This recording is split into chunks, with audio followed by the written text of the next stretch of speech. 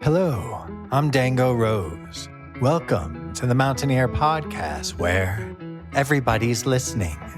The Mountaineer brings you the latest news of the Peak to Peak region, in print, online, through our podcast, social media, and special publications. Now, listen in to the latest news of the area with our local journalists.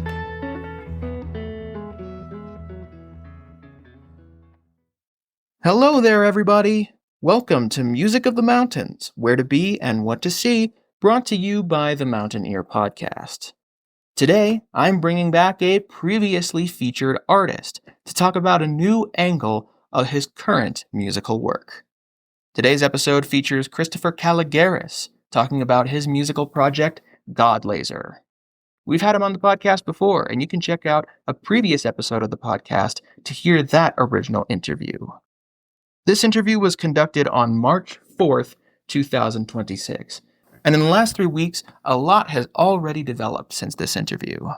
One of those is that the Eldora show that Chris mentions in this episode occurred on March 15th, not April 15th. So I'll be shouting out a different show that he'll be performing in the month of May. Submissions are currently open for the Youth Art Contest presented by the Mountaineer. Submissions are due by March 31st, the contest opens on April 9th, and the winners will be announced in the April 30th edition of the Mountaineer. Be sure to head to the link in the description below to enter the contest today. The Youth Art Contest. Your vision, your voice, your art. Creativity starts with you. In Music of the Mountains, we want to make sure we keep you up to date with all of the great music events in the Peak to Peak area, and that includes music events from this week's sponsor, Eldora Mountain Resort. Skip the epic traffic on I-70 and head to Eldora for good vibes all season long. Eldora is your go-to spot for non-stop winter fun, with great local skiing and riding, plus slopeside DJs and the App Race music series. Don't miss the Full Moon Ski Tour, the Timbers Rail Jam, or the Morning Uphill Grind. Get all the details and check out weekly events at eldora.com. See you on the mountain! And now, to get into the interview. All right. So, do you mind just introducing yourself real quick?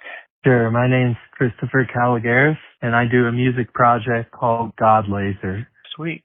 And I did want to ask as well, is Godlazer going to be performing again in the near future? Is there a show coming up for Godlazer in general? Yeah. April 15th, I will be playing Eldora Ski Hill, playing at the Alpenglow List, the Woodward Box, from 9 to noon. Perfect. And so we're here to kind of talk about a recent musical journey that you've been going on. And so, I don't know, do you want to just kind of guide us through the basics of what's been happening recently in re-exploration of a lot of releases that you have, or a lot of previous tracks that you've worked on? Yeah, definitely. So I've kind of hung my hat up for the last going on about 5 years since my last big release. And during that time, I started a new career as a water treatment operator. And I've been following that path for a while now, and it's taken a lot of my focus. But I haven't stopped writing during that 5 years. And some of the songs that I have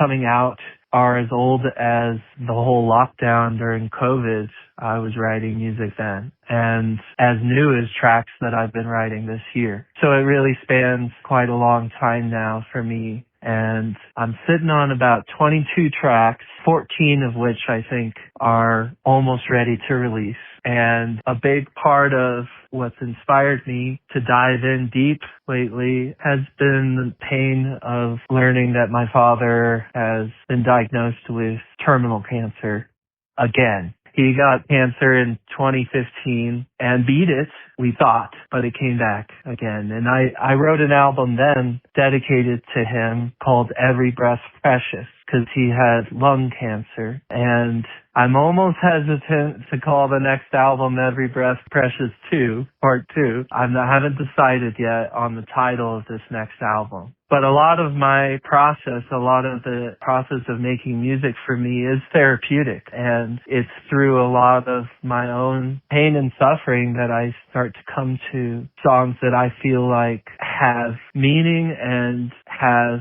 a lot of purpose in my life, but yet doesn't encapsulate that. I don't write it into my lyrics, but I put it into the sound, how I'm feeling. And I wanted to touch on this because I feel like a lot of artists do this. They work through their own issues sometimes through creating and transmuting the energy that they're feeling into works of art that others enjoy. And I found this process to be really healing. And it's through this transformation of the feelings that I find new meaning when I listen to it again. And maybe a time when I'm the most sad, when I'm at my lowest, I create something that is beautiful in its own right, and that someone else would experience it maybe with joy. And I always find that transformation just amazing, because maybe there's a time when I'm feeling angry and I make a song that reflects that, and it's got a heavy bass line that's basically my anger coming out onto the piano. And it creates a banger of a track, lots of energy in that track. And when someone hears it, they may get down to it and have a totally different experience than how I was feeling at the time of writing it. And I just wanted to touch on that because when I was dealing with the pain of coping with my father's illness right now, I saw others doing the same thing. For example, there was a friend of mine that had recently lost his father, and through music, he was dealing with that pain. And I reached out to him and I said, this is really touching to me because I'm going through the same thing. And I think that's really what I want to share in this story, is that any artist out there, any person out there that maybe is going through a really tough time in their life, I encourage them to get creative and to put those feelings down and capture how you're feeling and put it into a work of art, because I believe it gives way to kind of like a ripple effect that maybe will inspire someone else again. And I think that really is the most powerful thing about art in our culture, is the human element of it. And I'm sorry, that's quite a ramble I went on, but I just wanted to explain why I'm doing this interview. Yeah, no worries at all. Yeah, I really appreciate you taking the time to talk about all that. And it's clear that music has had a very connective and a very healing quality to it that has always stuck out to you. And so is there something about the style of music that you have embraced as your own specifically that has kind of emphasized those qualities of music that have been so special to you? Yeah, and I think that's what connects us to music, is that it touches on deeper feelings that maybe you can't put into words, but you can put it into sound. For sure.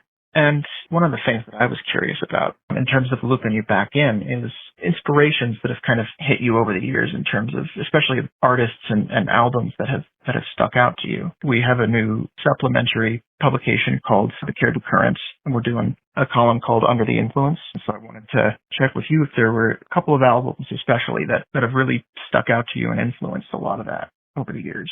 Yeah, so more recently, I have to say Tipper's last release, Cloaked, just came out after he did his final performance at Red Rocks in the summer, which I went to with some of my best friends. Tipper's been a huge influence on me for a really long time. I used to do press for a lot of festivals, and I used to interview artists. On top of me doing music myself, I really loved to get backstage and get behind the scenes. And that's where I met Dave Tipper. Actually was backstage Sonic Bloom in Georgetown way back when. And that's a time when I was really budding as an electronic artist. So I'd say a lot of my friends during that time influenced me heavily. Jansen, Hillsmith, Project Aspect, Unlimited Gravity, Cruise a Kid, a lot of the people that we're hanging out with at the time, a lot of Colorado artists, electronic artists,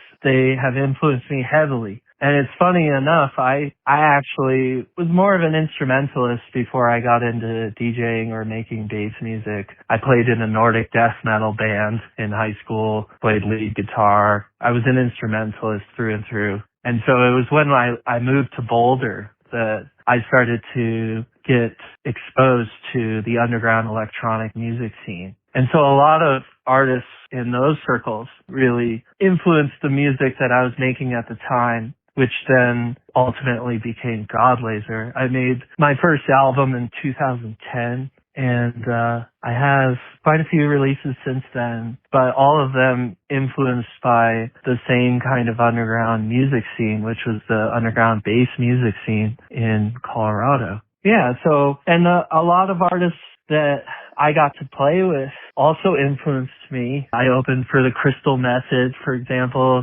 I've been listening to Crystal Method for a long time. I got to open for Closey. Closey was huge influence on my music. In 2015, she was just starting to really get going, and I had the pleasure of playing with her at the Fox Theater in Boulder. I got to play with the Glitch Mob at Boulder Theater. They also influenced me heavily during that time. A lot of these artists were just starting to make some of the genres that are really big now. Glitch hop, dubstep, drum and bass, house, future house. All of the artists that have been contributing to those genres have all influenced me a lot, I would say. So there's just a few. Lately, Of the Trees, his new album, oh gosh, it's a breath of fresh air, in my opinion. And a lot of underground UK bass artists have influenced me a lot over the years. Email K, Solardo,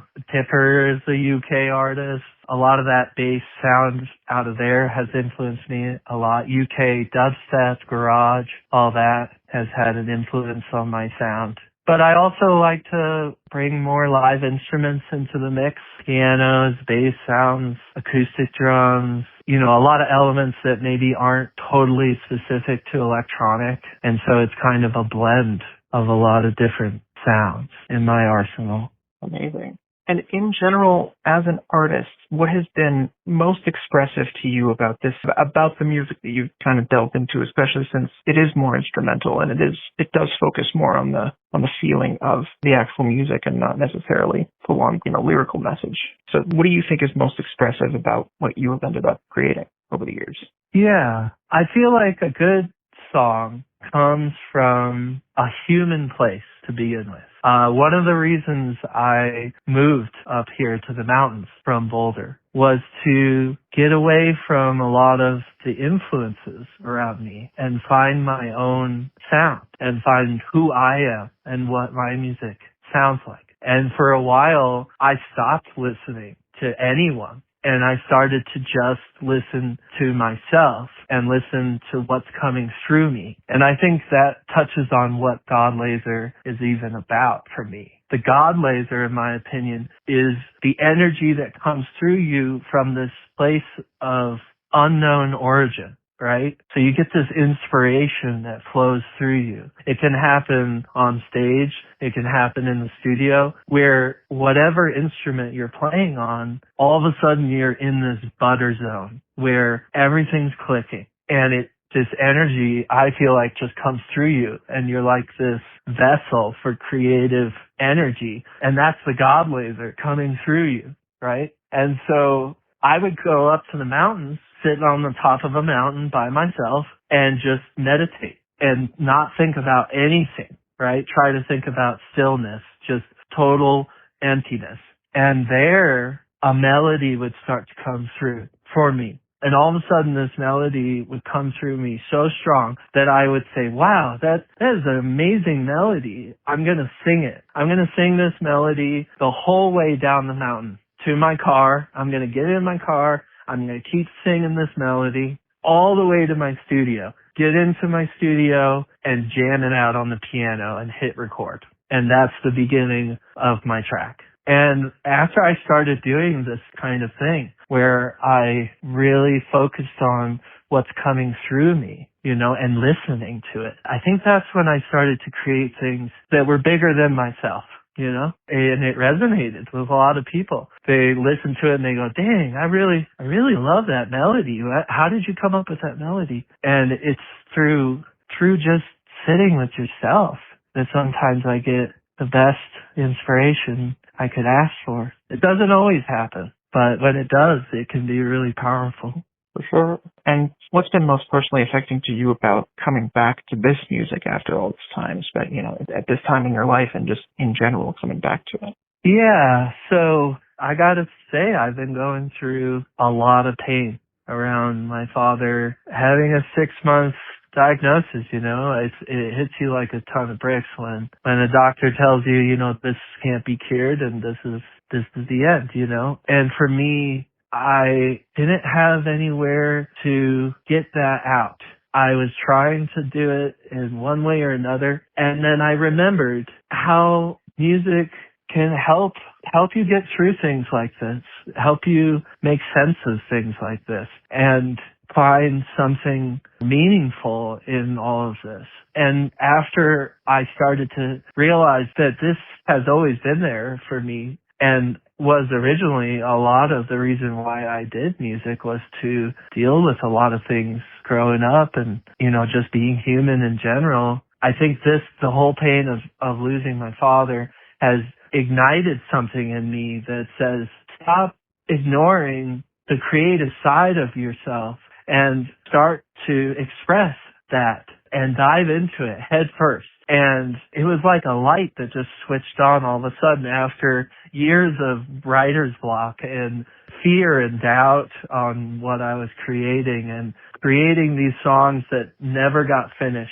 And there was a part of me that just didn't have this fire anymore. And I realized that fire comes from a lot of pain, actually, for me personally. And so when I started to jam again, it felt good. It felt like a release. It felt like I could transmute these feelings into something that was beautiful instead of sad, And it's funny, after I started posting all these videos of me jamming, my friends came out of the woodwork and they said, Chris, can you throw a little bit of that inspiration my way? Can I get a little bit of that? What is getting you going all of a sudden? Because I'm not alone. A lot of artists fall into this. Great artists fall into this where all of a sudden they get this crazy writer's block, And I think a part of it was that this life is short and you need to seize the day. And when you're faced with death, you realize how short it really is. And that maybe planning for this song that has to be perfect isn't the way to go. Just make the songs, get it done, and put it out there and see what happens. And I did that, and all of a sudden I'm talking to you. And all of a sudden promoters in Hawaii are hitting me up again and saying, let's get you out here again. And all these doors start opening when you put the fear away and start making the music for yourself, and through that, it becomes for others, And I've always thought that was something magical with music, is that, for me at least, is that when I really put my heart into it and I did it in a genuine way, it just, the world all of a sudden opens up to that energy. And my mom would always tell me that you put it out there and providence moves in. All of these things start to happen. People want to help you promote what's happening. People want to get you heard. And all of these things that maybe were in your head that you feared weren't there for you all of a sudden become available. And so I think that's my biggest message is to artists that are trying to make music right now is don't give in to the fear and doubt that's so easily created when you're creating music. You think, oh, this isn't good enough to release. Release it. See what happens, Absolutely. Is there anything, especially now, that you hope people will be able to take away from your shows and your music? And do you think it's maybe changed a bit from where it was when you last started performing? Yeah. I went through kind of like a ego death. About 5 years ago, I was killing it. I mean, I really was. I was playing headlining festivals, flying places, hotels, everything's working out. And there was a part in me that started to not like promoting myself, promoting the ego, constantly feeding my own ego. It's difficult to kind of get on that bandwagon all the time. And I think what I needed to do was totally destroy my ego. And so I went into wastewater treatment. I went into water treatment. I ran water for Netherlands and the wastewater facility there at Ned. And when I started, everyone quit, including my boss. I was left alone as a rookie and I had to figure it out. And it's funny, you know, you think wastewater, you think like you go from DJing to wastewater. It's amazing what happens to me personally, because I went from a venue where everybody wants to go and everybody wants to have a good time to a wastewater facility where no one wants to go and nobody wants to visit, you know? The exact opposite of being a star. It's, you know, you're dealing with every toilet in town. Like, what's more demeaning than that, right? And for me, it really helped me find myself again, because I wasn't caring about, oh, how many views do I have on Facebook or Instagram, or how many tickets have I sold for this show, or how many CDs have I sold, or how many, just building this empire around me, right, as the focus. And it was liberating because I didn't have to do that for money anymore. And so when I did do it, when I did do music, I did it because I loved it. The whole reason why I started. And I think finding that in myself, the reasons why I do this, really helped me create some of the best music I've created now. And so that was a big part of my journey, was taking a step back and finding out, why do I do this, you know, and diving into it for the right reasons again. Absolutely. Yeah. And in general, is there anything about just this journey over the last few years, or anything coming up, or anything? So I am in the works of creating another show in Hawaii on the Big Island. Hopefully sometime soon. I'll be out there again. I'm dealing with a lot right now, but I'm hoping that once everything is finished, I might really get back out there and get going again. And I think it's going to be a whole nother thing this round. And I'm excited about that, because music is life, in my opinion. You know, it connects us together in a way that no other thing I could think of does. And I'm just excited for what comes next, with my heart full open this time.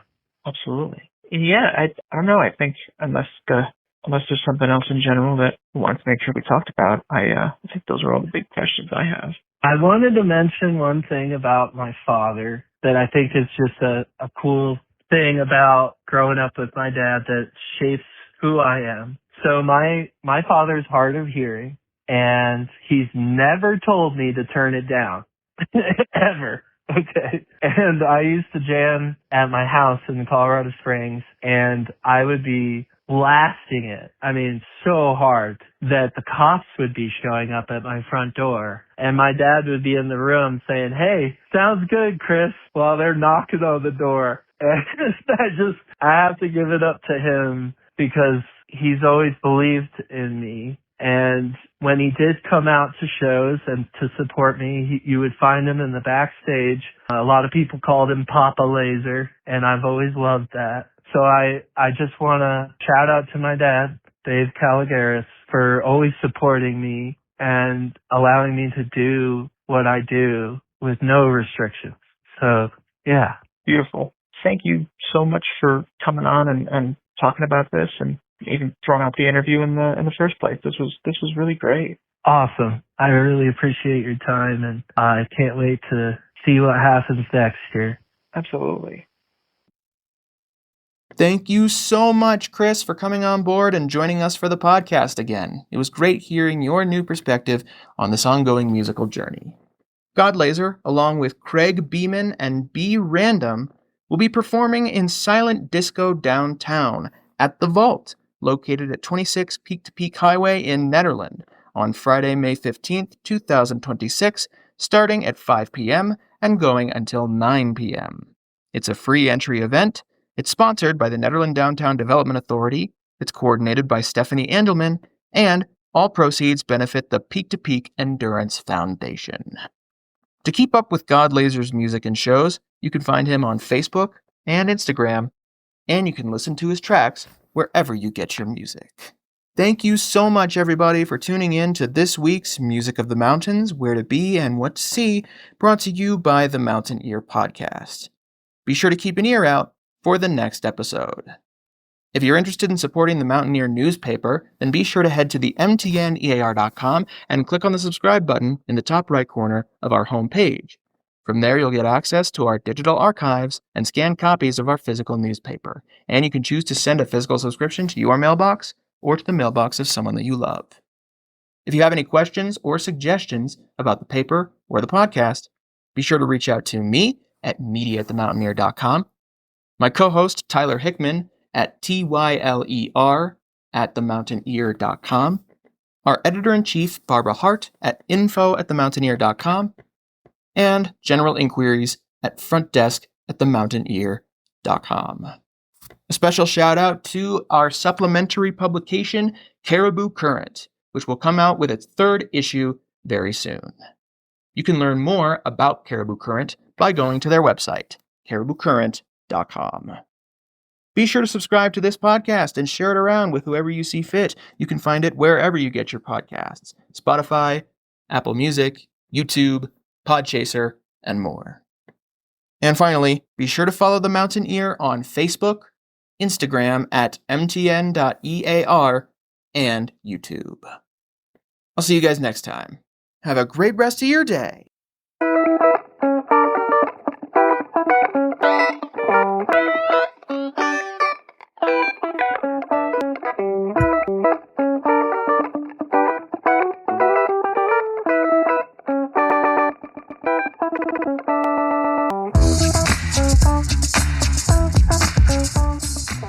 The song that you are currently listening to is called Laser Disco Effects. It's the second track on the album Every Breath Precious, written, produced, and performed by Christopher Caligaris as Godlazer. You can find Every Breath Precious and other releases from Godlazer wherever you get your music. And be sure to keep an eye out for announcements about his next project, Flappin' Ain't Flyin', named after a saying of his father's.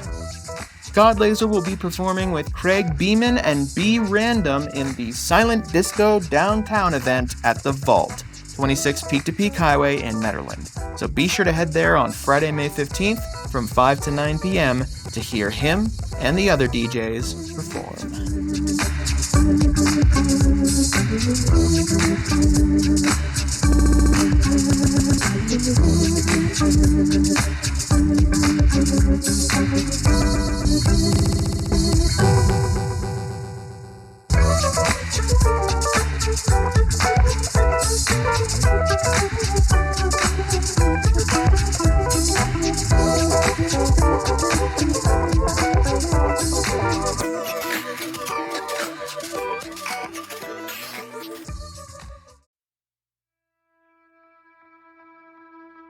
And that's it for our show.